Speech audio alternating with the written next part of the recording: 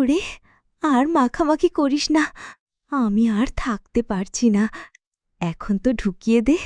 বন্ধুরা, তোমাদেরও রস বের করতে চাইলে ভিডিওটি না টেনেই সম্পূর্ণ দেখতে থাকো। আমার আজকের গল্পটা আমার নিজের ছেলেকে নিয়ে। আমি জানি তোমরা মা ও ছেলের বাস্তব ঘটনা খুব পছন্দ করো, তাই তোমাদের কথা মাথায় রেখে আমি আবারও একটা নতুন মা ও ছেলের বাস্তব ঘটনা নিয়ে হাজির হলাম। তো বন্ধুরা, ভিডিওটি শুরু করার আগে তোমাদের কাছে আমার একটাই অনুরোধ, তোমরা যারা এখনও আমার চ্যানেলটি সাবস্ক্রাইব করো নাই তারা এখনই ভিডিওতে একটা লাইক দিয়ে চ্যানেলটি সাবস্ক্রাইব করুন।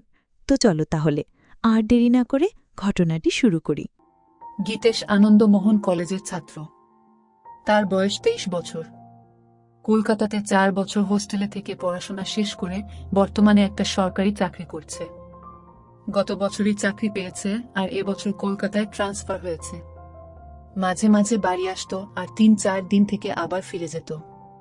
বাড়িতে গীতেশের মা অমলা দেবী থাকে। বছর 2 আগে গীতেশের বাবা মারা গেছে স্ট্রোক করে। গীতেশের পারিবারিক আয় ভালো নয়। গীতেশের বাবা একটা সরকারি চাকরি করত।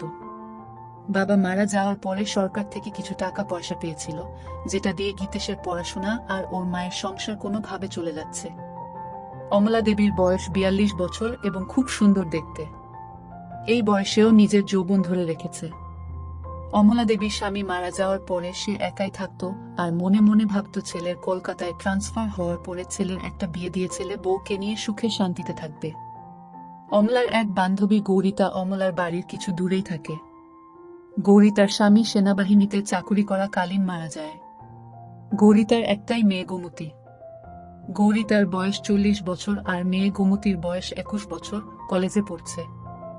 গৌরিতার আর্থিক অবস্থা অনেক ভালো, নিজেদের 2 তলা বাড়ি আছে। গৌরিতা অমলাকে বলেছে যে গীতেশের সাথে গোমতীর বিয়ে দিতে, কারণ গীতেশকে খুব পছন্দ গৌরিতার। গীতেশরা ভাড়া বাড়িতে থাকত। একটাই ঘর, রান্নাঘর আর বাথরুম। যেহেতু অমলা স্বামী মারা যাওয়ার পরে একাই থাকত, তাই কোনো অসুবিধে হয়নি, কিন্তু এবার গীতেশ ফিরে এলে একটা ঘরে কিভাবে চলবে সেটাই অমলা চিন্তা করছিল। তাই একদিন অমলা গৌরিতাকে এই কথাগুলো বলল। গৌরিতা সব শুনে বলল, অমলা, তোকে তো আমি বলেছি গীতেশ কলকাতায় ট্রান্সফার হয়ে এলে এক শুভক্ষণ দেখে গীতেশ আর গোমতী বিয়েটা দিয়ে দেব আর আমরা সবাই মিলে এই বাড়িতেই থাকব। এত বড় বাড়িতে শুধু আমরা 2জন মা মেয়ে থাকি, তোরাও এখানে চলে এলে সবাই মিলে আনন্দ করে থাকা যাবে। অমলা গৌরিতার কথা শুনে আনন্দে বলল, আমি ছেলে এলে ওর সাথে কথা বলে তোকে জানাবো। কিছুদিনের মধ্যে গীতেশ ফোন করে জানালো যে শুক্রবার সে বাড়ি আসছে। প্রায় 6 মাস পরে গীতেশ বাড়ি ফিরছে বলে সেদিন অমলা ভালো ভালো রান্না করে রেখেছিল। তারপর স্নান করে একটা ভালো শাড়ি পরে ছেলের জন্য অধীর আগ্রহে অপেক্ষা করছিল। প্রায় 11টা নাগাদ গীতেশ বাড়ির সামনে এসে দরজায় কড়া নাড়ল। অমলা দরজা খুলে দেখল 3-4টা ব্যাগ হাতে আর কাঁধে নিয়ে গীতেশ হাসি মুখে দাঁড়িয়ে আছে। ঘরে এসে ব্যাগগুলো নামিয়ে মাকে জড়িয়ে ধরল গীতেশ। অমলাও গীতেশকে জড়িয়ে ধরে থাকলো কিছুক্ষণ। তারপর ছেলের হাত থেকে নিজেকে ছাড়িয়ে অমলা বলল, অনেক বেলা হয়ে গেছে গীতেশ, যা স্নান করে নিয়ে আগে খেয়ে নে, তারপর না হয় ব্যাগগুলো থেকে সব বার করবি আর গল্প করা যাবে। গীতেশ বলল, ঠিক বলেছ মা, খিদেতে পেট জ্বলছে, আমি তাড়াতাড়ি স্নান করে আসছি, তুমি খাবার বাড়ো। এই বলে গীতেশ বাথরুমে চলে গেল। ভেতরে দেখলো ওর মা ওর জন্য একটা হাফ প্যান্ট আর তোয়ালে রেখে দিয়েছে। তাই দেরি না করে ভালো করে স্নান করে গীতেশ হাফ প্যান্ট পরে খালি গায়ে বাইরে এসে দেখলো মা খাবার বেড়ে মেঝেতে বসে আছে। গীতেশ মায়ের উল্টো দিকে বসে খেতে শুরু করলো। খেতে খেতে মাকে দেখছিল গীতেশ আর মনে মনে ভাবলো যে মাকে আগের থেকে যেন আরো সুন্দরী লাগছে। অমলা সেটা দেখে জিজ্ঞেস করলো, কি এত দেখছিস গীতেশ? গীতেশ বলল, তোমায় দেখছি মা, তোমায় এই শাড়িতে খুব সুন্দর লাগছে। এটা কি নতুন শাড়ি? অমলা বলল, না রে, এটা পুরনো শাড়ি, তবে খুব কম পরেছি বলে এটা নতুনের মতো লাগছে। গীতেশ বলল, মা, চাকরি তো আমি পেয়ে গেছি, এবার আর তোমার কোনো দুঃখ রাখবো না। অমলা হেসে বলল, সে আমি জানি গীতেশ, আমি এখন অনেক নিশ্চিন্ত যে তুই এবার আমাদের 2জনের সংসার চালাতে পারবি। এই শুনে গীতেশ এসে বলল, সে আর বলতে না, আমার সুন্দরী মাকে আমি এবার থেকে সুখে রাখব। গীতেশের কথা শুনে অমলাও হেসে উঠল। এইভাবে কথা বলতে বলতে 2জনে খাওয়া শেষ করল। অমলা থালা বাসন নিয়ে রান্নাঘরে ধোয়ার জন্য চলে গেল। গীতেশ হাত মুখ ধুয়ে ঘরে এসে ব্যাগ থেকে জিনিসপত্র বার করতে শুরু করলো। একবার রান্নাঘরের দিকে তাকিয়ে ব্যাগ থেকে 2টা বাংলা গল্পের বই তাড়াতাড়ি বের করে নিয়ে নিজের বইয়ের তাকে লুকিয়ে রাখল। কিছুক্ষণ পরে অমলা ঘরে এসে বিছানায় বসল। অমলা ছেলের সব জামা প্যান্ট একদিকে সরিয়ে রাখতে রাখতে বলল, তোর সব জামা তো পুরনো হয়ে গেছে, এবার কিছু নতুন কিনে নিস। গীতেশ বলল, ঠিক আছে মা, এই মাসের স্যালারি পেয়ে তোমার আর আমার জন্য নতুন কাপড় কিনব। তারপর গীতেশ সব জিনিস বিছানা থেকে সরিয়ে অমলার মুখোমুখি বসে গল্প করতে শুরু করল। অমলা বলল, গীতেশ, এখন তোর কিরকম লাগছে? পড়াশোনা করে চাকরি করছিস, এবার কলকাতায় ট্রান্সফার হয়ে গেল। গীতেশ বলল, সেরকম কিছু না, কিন্তু এবার থেকে তোমার সাথে থাকতে পারবো, এই জন্য আমি খুব খুশি। এই বলে মায়ের কোলে মাথা রেখে শুয়ে পড়ল। অমলা ছেলের কথা শুনে খুব খুশি হলো আর গীতেশের মাথায় হাত বুলিয়ে দিতে লাগলো। গীতেশ শুয়ে শুয়ে অমলাকে দেখছিল আর মনে মনে ভাবছিল মাকে সত্যি খুব সুন্দর দেখতে। এইভাবে কিছুক্ষণ থাকার পরে অমলা হেসে বলল, গীতেশ, এবার গৌরিতার সাথে কথা বলতে হবে তোর বিয়ের জন্য। গীতেশ তখন মায়ের কোল থেকে মাথা সরিয়ে উঠে বসে বসে মায়ের 2 কাঁধে 2 হাত রেখে বলল, না মা, এখন নয়, এখন শুধু আমার সুন্দরী মাকে সুখী করার সময়, বউকে নয়। অমলা হেসে বলল, আমি তো ভালোই আছি, এবার তোর একটা বউ এসে গেলে আমার অসুবিধা হবে আর তোর অসুবিধা হবে। গীতেশ নিজের মুখটা অমলার মুখের কাছে এনে বলল, আমাদের কি সুবিধা হবে মা, বউ এলে? অমলা বলল, আমার একটা গল্প করার সাথী হবে আর তোর চির জীবনের সাথী হবে। আর সত্যি বলছি, গোমতী খুব সুন্দরী আর ভালো মেয়ে, তোকে খুব সুখে রাখবে। গীতেশ অমলাকে বলল, আমি তোমার সুখে রাখবো, তাই তোমার আর কিছু লাগবে না। অমলা গীতেশের কথা শুনে একটু চমকে উঠে বলল, ঠিক আছে, এবার তুই একটু রেস্ট নিয়ে নে, আমি একটু বেরোচ্ছি, একবারে বাজার করে ফিরব। এই বলে অমলা উঠে দাঁড়িয়ে নিজের শাড়িটা ঠিক করতে লাগলো। গীতেশ ও উঠে দাঁড়িয়ে মাকে দেখতে লাগলো। কিছুক্ষণ পরে অমলা বাড়ি থেকে বেরিয়ে যেতেই গীতেশ দরজা বন্ধ করে ঘরে এসে নিজের আরেকটা ব্যাগ খুলে মায়ের একটা ছোট জামা দেখে নাক দিয়ে গন্ধ নিতে থাকলো। গীতেশ হোস্টেলে থাকাকালীন বন্ধুদের পাল্লায় পড়ে এসব বই পড়া শুরু করেছিল। সব সম্পর্কের মধ্যে মা ছেলে নিয়ে এগুলো পড়তে বেশি ভালোবাসত। সেই জন্য 6 মাস আগে যখন বাড়ি এসেছিল তখন মায়ের একটা ছোট জামা লুকিয়ে নিজের সাথে নিয়ে গিয়েছিল। তারপর থেকে হোস্টেলে গীতেশ বই পড়তে পড়তে মায়ের ছোট জামা জড়িয়ে ধরে নিজেকে শান্ত করত। যেহেতু খুব ক্লান্ত ছিল তাই মাকে চিন্তা করতে করতে কিছুক্ষণের জন্য ঘুমিয়ে পড়ল। তারপর কিছুক্ষণ পরে বাথরুম এগিয়ে পেচ্ছাপ করতে গিয়ে দেখল বাথরুমে মায়ের একটা ছোট জামা ঝোলানো আছে। অমলা তাড়াহুড়োয় সেটা সরিয়ে রাখতে ভুলে গিয়েছিল। গীতেশ পেচ্ছাপ করে ওটা নিজের নাকে শুকে বুঝল এটা মায়ের ব্যবহার করা। সেটা অমলা ধুতে ভুলে গেছে। গীতেশ অনেকক্ষণ সেইটা নাকে নিয়ে গন্ধ শুকতে লাগল। গীতেশ নিজেকে আর কন্ট্রোল করতে না পেরে নিজের কাজ করতে লেগে গেল। প্রায় 15 মিনিট ধরে চলল সেই কাজ। তারপর সেটা যেখানে ছিল সেখানে রেখে নিজেকে পরিষ্কার করে ঘরে এলো। মনে মনে অপরাধ বোধ হচ্ছিল নিজের মাকে নিয়ে এরকম ভাবতে, কিন্তু ও এটাও বুঝতে পারল আজকে সব থেকে বেশি তৃপ্তি পেয়েছে। কিছুক্ষণ পরে গীতেশের পাপবোধ পরিবর্তন হলো আর ভাবতে লাগলো কিভাবে মাকে আরো কাছে পাওয়া যায়। এইসব ভাবতে ভাবতে সন্ধে হয়ে গেল আর ঠিক তখন দরজায় আওয়াজ হলো। গীতেশ দরজা খুলে দেখল অমলা দাঁড়িয়ে আছে 2 হাতে 2টো বাজারের ব্যাগ নিয়ে। গীতের সঙ্গে সোজা মায়ের হাত থেকে ব্যাগ দুটো নিয়ে রান্নাঘরে রেখে 1 গ্লাস জল নিয়ে অমলাকে দিল। অমলা বিছানায় বসে জলটা খেয়ে জিজ্ঞেস করলো, সারা দুপুর আর বিকেল কি করলি গীতেশ? একটু ঘুমিয়েছিলিস তো? হ্যাঁ মা, অল্প ঘুমিয়েছিলাম। ভালো করেছিস, আমি একটু ফ্রেশ হয়ে তোকে চা করে দিচ্ছি, তোর জন্য কাটলেট ও এনেছি। এই বলে অমলা তোয়ালে নিয়ে বাথরুমে চলে গেল। গীতেশ তখন মাকে সারপ্রাইজ দিবে বলে নিজে রান্নাঘরে গিয়ে চা বানাতে শুরু করলো। আর বাজারের ব্যাগ থেকে সবকিছু রান্নাঘরে যথাস্থানে রেখে কাটলেট দুটো একটা ডিশে রাখলো। বাথরুমের ভেতর থেকে মায়ের গোসল করার শব্দ শুনতে শুনতে গীতেশ চা বানাচ্ছিল। এদিকে গোসল করতে করতে অমলা হঠাৎ দেখে তার ছোট কাপড়টা দড়িতে ঝুলছে। সঙ্গে সঙ্গে চমকে গেল আর মনে মনে ভাবল সব কিছু ঠিক জায়গায় রেখে আসল জিনিসটাই বাথরুমে ফেলে গিয়েছিল। গীতেশ যে কি ভেবেছে কে জানে। নিজেকেই কিছুক্ষণ গালাগালি দিয়ে গোসল করে তোয়ালেটা দিয়ে নিজেকে জড়িয়ে অমলা বাথরুম থেকে ঘরে এসে দেখল গীতেশ একটা ট্রে 2 কাপ চা আর কাটলেট সাজিয়ে বসে আছে। অমলা হেসে বলল, বাহ, একবার চা বানিয়ে মায়ের জন্য অপেক্ষা করছিস, খুব ভালো। বউকে তুই খুব সুখে রাখবি। এখন তো মাকে সুখী করি, তারপর অন্য কেউ।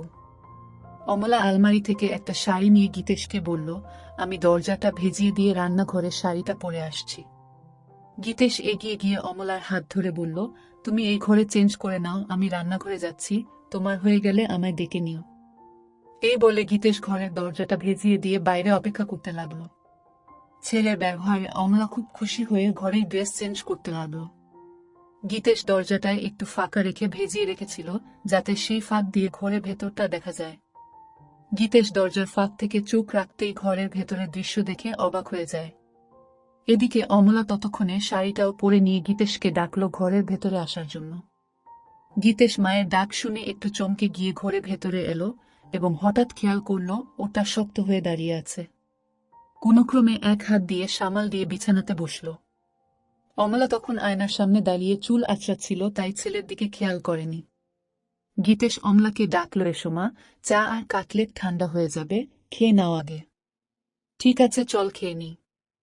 এই বলে বিছানায় এসে গীতেশের মুখোমুখি বসল। দুজনে একসাথে কাটলেট আর চা খেতে লাগলো। বাহ গীতেশ, চাটা তো খুব ভালো বানিয়েছিস। তোমার ভালো লেগেছে মা? আমি হোস্টেলে মাঝে মাঝে নিজেই চা করে খেতাম। অমলা হেসে উঠে গীতেশের গালটা ধরে বলল, সত্যি ভালো হয়েছে, আমার ছেলে এখন নিজের খেয়াল নিজে রাখতে পারবে। গীতেশ ও তখন মায়ের গালটা ধরে বলল, তোমারও সব খেয়াল রাখবে তোমার ছেলে। দুজনেই একসাথে হেসে উঠল। আচ্ছা গীতেশ, তোর চাকরি শুরু কবে থেকে? আজ 28 তারিখ, পরের মাসের 8 তারিখে অফিস জয়েন করতে হবে। একটা কথা বলার ছিল। কি কথা মা, বলো। গৌরিতাকে তোর মনে আছে? গৌরিতা মাসি কেন মনে রাখবো না মা, আমায় এত ভালোবাসে। সেটা জানি, তোকে ভালোবাসে বলেই একটা প্রস্তাব রেখেছে। কি প্রস্তাব? গৌরিতা তোর সাথে গোমতীর বিয়ে দিতে চায়। গীতেশ লজ্জা পেয়ে বলল, এখন আমি বিয়ে করব না। গৌরিতা বলেছে গোমতীর সাথে তোর বিয়ে হবার পরে আমরা সবাই ওর বাড়িতে থাকব। আমি বলেছি যে গীতেশের সাথে কথা বলে জানাবো। তুই কি বলিস এ ব্যাপারে? বিয়ের ব্যাপারটায় আমায় একটু সময় দাও। বুঝলাম ছেলে লজ্জা করছে, ঠিক আছে, তুই সময় নিয়ে চিন্তা করে আমায় জানাস। কিন্তু আমাদের ঘরটা খুব ছোট দুজনের জন্য। আগে তুই ছোট ছিলিস তাই কোনো মতে চলে যেত, কিন্তু এখন তুই বড় হয়ে গেছিস। এমন কিছু ছোট নয় আমাদের ঘর, আমাদের দুজনের জন্য যথেষ্ট। কিন্তু তোর অসুবিধে হবে, আমি যখন কাপড় চেঞ্জ করব তখন তোকে বাইরে অপেক্ষা করতে হবে, এছাড়াও এই একটা বিছানায় দুজনের হবে না। গীতেশ অমলার কথা শুনে মনে মনে বলল, আমি তো চাই তুমি ঘরে কাপড় ছাড়বে, আর আমি দরজার ফাঁক দিয়ে তোমার দেখব। অমলা গীতেশের দিকে তাকিয়ে বলল, কি ভাবছিস এত? কি করবি সেটা তো বল। গীতের সঙ্গে সঙ্গে বলল, না কিছু ভাবছিলাম না, তবে এখন ওখানে যাব না, কিছুদিন চাকরি করে স্যালারি জমিয়ে তারপর না হয় যাওয়া যেতে পারে। ঠিক আছে, তোর যেটা ভালো মনে হয় সেটাই হবে। ঠিক আছে, তুই টিভি দেখ, আমি রাতের রান্নাটা করে নিই। এই বলে অমলা চায়ের ট্রেটা নিয়ে রান্নাঘরে চলে গেল। গীতেশ টিভি দেখতে লাগলো, কিন্তু ভালো লাগছিল না। তাই গীতেশ রান্নাঘরে গিয়ে দেখল মা এক মনে গুনগুন করে গান গাইতে গাইতে রান্না করছিল। গীতেশ পেছন থেকে অমলাকে একটু হামি দিয়ে জিজ্ঞেস করল, মা আজ কি রান্না করছো? অমলা চমকে উঠে হালকা হেসে বলল, আজ ডিমের ঝোল, ভাত আর আলু পোস্তা। গীতেশ মায়ের কানে কানে বলল, তোমার হাতের রান্নার কোনো জবাব নেই মা। অমলা নিজেকে ছাড়িয়ে নিয়ে বলল, এই দুষ্টু এখন ছাড় আমায়, না হলে রান্না করতে দেরি হয়ে যাবে। গীতেশ আরো হামি দিয়ে বলল, আমার মিষ্টি মায়ের হাতের রান্নায় আমার মন ভরে যায়। অমলা হেসে বলল, এবার যা এখান থেকে, আমায় রান্নাটা করতে দে। গীতেশ তখন ঘরে চলে এসে আবার টিভি দেখতে লাগল। প্রায় 1 ঘন্টা পরে অমলা এসে গীতেশের পাশে বসল। অমলা পুরো ঘেমে গেছে রান্না করতে করতে। গীতেশ বলল, মা তুমি তো ঘেমে গেছ, শাড়িটা চেঞ্জ করে অন্য কিছু পরে নাও। ছেলের কথা শুনে অমলা বলল, আমি ভাবছিলাম তুই কি ভাববি, তাই অন্য কিছু পরছিলাম না। গীতেশ অবাক হয়ে অমলার দিকে তাকিয়ে বলল, আমি আবার কি ভাবব? যাও চেঞ্জ করে নাও, আমি রান্নাঘরে যাচ্ছি। অমলা বলল, আমি বাথরুম এ চেঞ্জ করে নিচ্ছি, তুই টিভি দেখো। এই বলে অমলা বাথরুম এ চলে গেল। গীতেশ মনে মনে ভাবল, আরেকটা সুযোগ নষ্ট হলো মাকে ওভাবে দেখার। অমলা বাথরুমে গিয়ে নিজের গা ধুতে ধুতে রান্নাঘরে গীতেশের ওরকম ভাবে জড়িয়ে ধরার কথা ভাবতে লাগলো। মনে মনে ভাবছিল গীতেশ কি তাহলে ইচ্ছে করে ওসব করছিল না, এটা হঠাৎ হয়েছিল। একটু চোখে চোখে গীতেশকে রাখতে হবে, কারণ এই বয়সটা খুব বাজে। এসব ভাবতে ভাবতে স্নান শেষ করে কাপড়টা পরে নিল। গীতেশ না থাকলে মাঝে মাঝে অমলা এক কাপড়েই রাতে ঘুমাতো, কিন্তু এখন সেটা আর হবে না। এমনিতে অমলা খুব ওই স্বভাবের, আর স্বামী মারা যাওয়ার পরে সেটা আরো বেড়ে গেছে। কিছুক্ষণ পরে অমলা বাথরুম থেকে বেরিয়ে এসে গীতেশ এর সাথে বসে একসাথে টিভি দেখতে দেখতে এটা সেটা গল্প করতে লাগলো। রাত প্রায় 10টা বাজে ঘুরিতে। এবার খাবার পালা, তাই অমলা রান্নাঘরে গিয়ে খাবার বেড়ে নিয়ে এলো। গীতেশ আর অমলা দুজনে মেঝেতে বাবু হয়ে মুখোমুখি বসে খেতে শুরু করলো। গীতেশ খেতে খেতে মায়ের দিকে তাকাতেই দেখলো অমলা নিচু হয়ে যখন খাবার মুখে দিচ্ছিল তখন মায়েরটা নিচে নেমে যাচ্ছিল আর গীতেশ তা দেখা যাচ্ছিল। কিন্তু হঠাৎ অমলা গীতেশের দিকে তাকিয়ে দেখতে পায় যে গীতেশ ওর দিকে তাকিয়ে আছে। সঙ্গে সঙ্গে নিজের কাপড়টা একটু উপরে তুলে নিল, আর তখন গীতেশ আর অমলার চোখাচোখি হলো। গীতেশ লজ্জায় মাথা নিচু করে ভাবতে লাগলো, ইস মা এবার বুঝতে পেরেছে, বকে না দেয়। কিন্তু অমলা কিছুই বলল না, শুধু বলল খাবারের দিকে মন দে। গীতেশ হাঁফ ছেড়ে বাঁচল। এইভাবে দুজনের খাওয়া শেষ হলো। তারপর অমলা সব বাসন ধুয়ে ঘরে এসে মেঝেতে বিছানা করতে লাগলো। সেটা দেখে গীতেশ জিজ্ঞেস করল, মা তুমি কি নিচে শুবে? হ্যাঁ রে, বিছানায় দুজনের অসুবিধে হবে। গীতেশ সঙ্গে সঙ্গে অমলার হাত থেকে সবকিছু কেড়ে বিছানায় রেখে বলল, এই খাটে আমাদের দুজনের ভালো মতো হয়ে যাবে, তাই তুমি চিন্তা করো না। অমলা কিছু একটা বলতে যাচ্ছিল, কিন্তু গীতেশের জেদে মুখে আর কিছু বলল না। কিছুক্ষণ পরে লাইট অফ করে দুজনে শুয়ে পড়ল। গীতেশ ক্লান্ত ছিল, তাই কিছুক্ষণের মধ্যে ঘুমিয়ে পড়ল। অমলা শুয়ে শুয়ে সারা দিনের কথা ভাবতে লাগল। বিশেষ করে রাতে ছেলে যেভাবে এক দৃষ্টিতে তার দিকে তাকিয়েছিল। ভাবতে ভাবতে একটু তুড়া হয়ে পড়ল। মনে মনে চিন্তা করল যে এবার থেকে গীতেশের সবকিছু ভালো মতো লক্ষ্য করতে হবে। এইসব ভাবতে ভাবতে অমলা ঘুমিয়ে পড়ল। চিরকাল খুব সকাল সকাল ঘুম থেকে ওঠা অমলার অভ্যাস। অমলা ঘুম থেকে উঠে গীতেশের দিকে তাকিয়ে দেখল গীতেশ গভীর ঘুমে আচ্ছন্ন। একটু নিচের দিকে তাকাতে দেখল গীতেশের হাফ প্যান্ট তাবু হয়ে গেছে। সেটা দেখে অমলা মনে মনে ভাবল ছেলে এমন কিছু স্বপ্ন দেখছে যাতে তাবু হয়ে গেছে।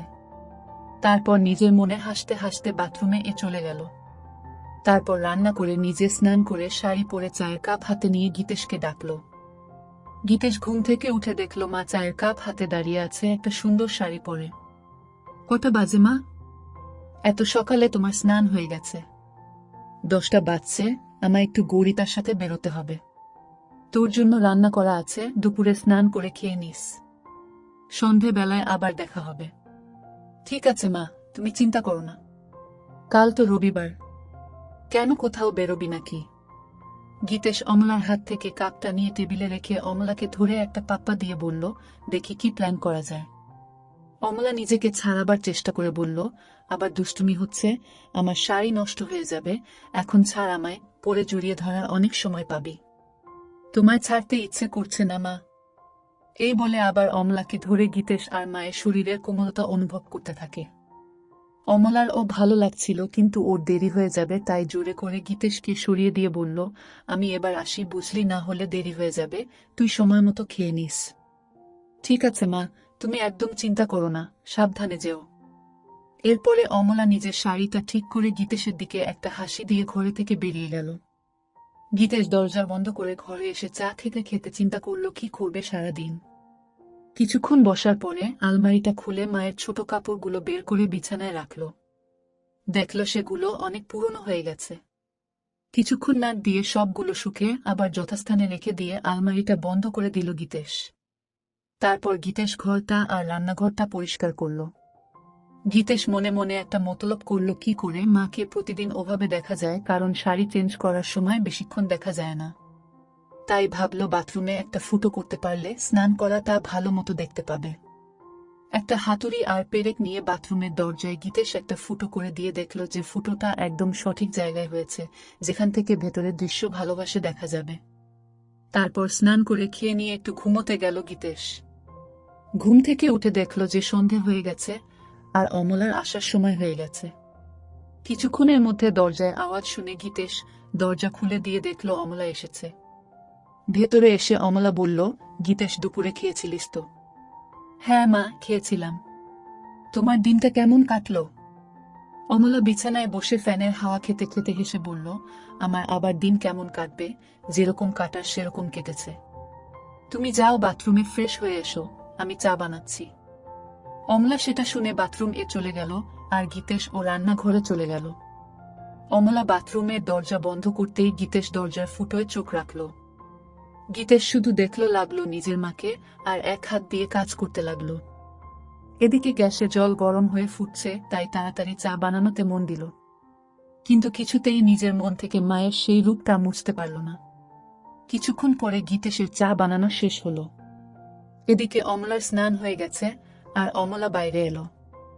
ঘরে গিয়ে অমলা চুল আঁচড়াতে লাগলো, আর গীতেশ চা নিয়ে এসে বিছানায় বসে অমলাকে দেখছিল।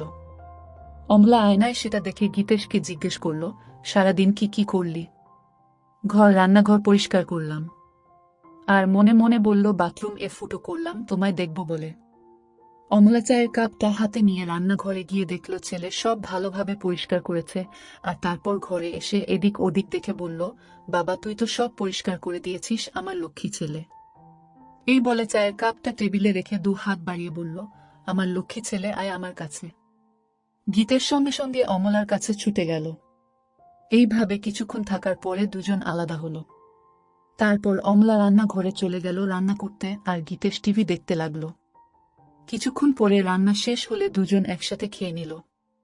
আজ ও গীতেশ একইভাবে অমলার দিকে তাকিয়ে গভীরভাবে দেখছিল, আর আজ অমলা সেটা লক্ষ্য করল কিন্তু কিছু বলল না। এইভাবে খাওয়া শেষ করে অমলা আর গীতেশ বিছানায় শুতে এলো। দুজনে পাশাপাশি শুয়ে আছে। ঘরে নাইট বাল্বটা জ্বলছে। অমলা চিন্তা করছে গীতেশ কেন বারবার ওর দিকে তাকিয়ে থাকে। গীতেশের মাথায় শুধু মায়ের স্নান করার দৃশ্যগুলো আসছিল। এইভাবে দুজন ঘুমিয়ে পড়ল। মাঝরাতে গীতেশ টয়লেট এগিয়ে ফিরে এসে নাইট বাল্বের আলোয় দেখল লাহরটা উপরে উঠে গেছে। গীতেশ আস্তে আস্তে এসে অমলাকে দেখতে লাগলো। তারপর গীতেশ মায়ের দিকে তাকিয়ে দেখল মা গভীর ঘুমে আচ্ছন্ন, তাই সাহস করে মায়ের কাছে এগিয়ে গেল। খুব ভালোই লাগছিল গীতেশের। হাত দিতেই সঙ্গে সঙ্গে অমলা একটু নড়ে উঠল। সেটা দেখেই ভয়ে গীতেশ তাড়াতাড়ি হাত সরিয়ে নিয়ে বিছানায় শুয়ে পড়ল। অমলা তখন পাশ ফিরে শুল। গীতেশ আর কিছু না করে আস্তে আস্তে ঘুমিয়ে পড়ল। পরের দিন সকালে অমলা ঘুম থেকে উঠে তাড়াতাড়ি নিজেকে ঠিক করে নিয়ে ছেলেটির দিকে তাকিয়ে দেখল ছেলে উপুর হয়ে ঘুমে মগ্ন। তারপর বাথরুমে চলে গিয়ে নিজেকে ফ্রেশ করে অমলা চা বানাতে লাগলো। গীতেশ উঠে ড্রেস চেঞ্জ করে বাজারে চলে গেল। অমলা ভাবতে থাকলো কি হচ্ছে এসব। হোস্টেল থেকে ফেরার পর থেকে গীতেশের আচরণের কেমন পরিবর্তন এসেছে। এসব ভাবতে ভাবতে ঘরে গিয়ে বসল। বাজার যেহেতু অনেক দূরে, তাই গীতেশের ফিরতে ফিরতে আরো 1-2 ঘন্টা লাগবে। এদিক ওদিক দেখতে দেখতে হঠাৎ দেখল গীতেশের বইয়ের তাকে বইগুলো কেমন যেন অগোছালো আছে। তাই অমলা বইগুলো তাক থেকে নামিয়ে ঘুচাতে লাগলো, আর মনে মনে ভাবল ছেলে রান্নাঘর সব পরিষ্কার করেছে, অথচ নিজের বইয়ের তাক সাজাতে ভুলে গেছে। একটার পর একটা বই সাজিয়ে রাখতে রাখতে অমলা দেখল একটা মোটা বইয়ের ভেতর কিছু যেন আছে। বইটা খুলতেই দেখল একটা পাতলা বই মলার দেয়া। অমলা ভাবতে লাগলো কি বই যে মোটা বইয়ের ভেতরে গীতেশ রেখেছে। গল্পের বইটা হাতে নিয়ে একটা পাতা উল্টোতেই কভার ফটো আর নাম দেখে অমলা চমকে উঠল। বই এ যা দেখলো তাতে তো নিজের চোখকে বিশ্বাস করতে পারছে না। এও কি সম্ভব? পাতা উল্টাতেই দেখলো মা ছেলের গল্প। সূচিপত্র দেখে আরেকবার চমকালো অমলা। একটা গল্পের কিছুটা অংশ পড়ল, অবাক হয়ে ভাবতে লাগলো এটা কিভাবে সম্ভব, আর গীতেশ এই বই পেল কোথায়? তাহলে কি এসব গল্প পড়েই সে আমাকে নিয়ে ওসব কথা ভাবে? অমলা বিছানায় শুয়ে শুয়ে 2টো গল্প শেষ করল, এবং এতটাই উত্তেজিত হয়ে গেল যে বিছানায় শুয়ে শুয়েই তারপর বইটা জায়গা মতো রেখে দিয়ে বাথরুম এ চলে গিয়ে অমলা নিজেকে পরিষ্কার করল। অনেকদিন পরে আজ অমলা খুব উত্তেজনা অনুভব করল। হঠাৎ দরজার আওয়াজ শুনে অমলা দরজাটা খুলে দেখল গীতেশ। গীতেশ ভেতরে এসে মাংসটা মায়ের হাতে দিল। মায়ের দিকে তাকিয়ে দেখল মায়ের কপালে ঘাম, আর মায়ের চোখ মুখটা কেমন যেন লাগছে। সঙ্গে সঙ্গে গীতেশ মায়ের 2 গালে 2টো হাত রেখে জিজ্ঞেস করল, মা তোমার কি শরীর খারাপ লাগছে, এত ঘেমে আছো কেন? অমলা নিজের ঘোমটা মুছে বলল, কিছু না বাবা, গরম করছিল তাই। গীতেশ তখন বলল, ঠিক বলেছ মা, আজ বেশ গরম। গীতেশ বলল, মা আমি একটু বেরোচ্ছি, এক বন্ধুর সাথে দেখা করে চলে আসব। ঠিক আছে, বেশি দেরি করিস না, আমি রান্না তাড়াতাড়ি করে নেব। এই বলে গীতেশ বেরিয়ে গেল।